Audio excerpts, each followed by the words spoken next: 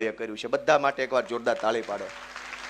એક એક માણસનું નામ લઉં તો 2 મહિના લાગે એવું યોગદાન બધાએ આપ્યું છે, પણ 10 વર્ષનો સંઘર્ષ છે દોસ્તો। અને આ સંઘર્ષનો પાયો નાખનાર અમારા સૌના આદરણીય વડીલ માનની કિશોર કાકા દેસાઈને હું આ તબક્કે યાદ કરું દોસ્તો, કેમ કે પાયો એણે નાખ્યો આમ આદમી પાર્ટીનો ગુજરાતમાં।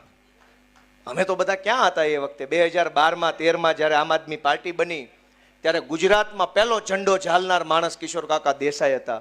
આ સુરતની અંદર અમારા લક્ષ્મણ કાકા, કિરીટભાઈ પાનસુરિયા આપણી વચ્ચે હાજર નથી, એવા અનેક યોદ્ધાઓ, એ નહીં કણસાગરા અટક ભૂલ થઈ ગઈ, કિરીટભાઈ કણસાગરા, અનેક લોકોએ આ પાર્ટીના પાયામાં પોતાનો પરસેવો રેડ્યો છે અને ત્યારે અવડું મોટું વૃક્ષ બન્યું છે। જેણે જેણે આ પાર્ટીના પાયામાં પરસેવો રેડ્યો છે, સમય આપ્યો છે, યોગદાન આપ્યું છે, બધાને ગોપાલ ઇટાલિયા નતમસ્તક વંદન કરે છે દોસ્તો। અમારા રાકેશભાઈ હિરપરાએ, હું તો ઉમેદવાર હતો એટલે હું તો ભાષણ કરું ને ગાડીમાં બેસી જાઉં, બીજે જ્યાં ગાડી ઊભી રહીને ઉતરીને ભાષણ કરું ને ગાડીમાં બેસી જાઉં, મારું એટલું જ કામ હતું। મગજ તો કાંઈ દોડાવવાનું નહોતો, કેમ કે હું મગજ દોડાવું તો ચૂંટણી ઊભી રહી જાય।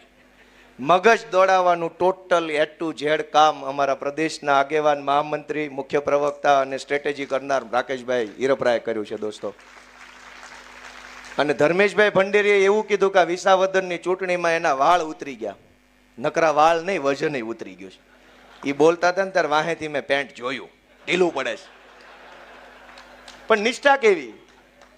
રાકેશભાઈ હિરપરા, રજનીભાઈ વાઘાણી, તુલસીભાઈ લાલૈયાના તો વખાણ કરું તો એનો એક આખો મહિનો લાગે એમ છે, એવું સારું કામ વડાલમાં એણે કર્યું।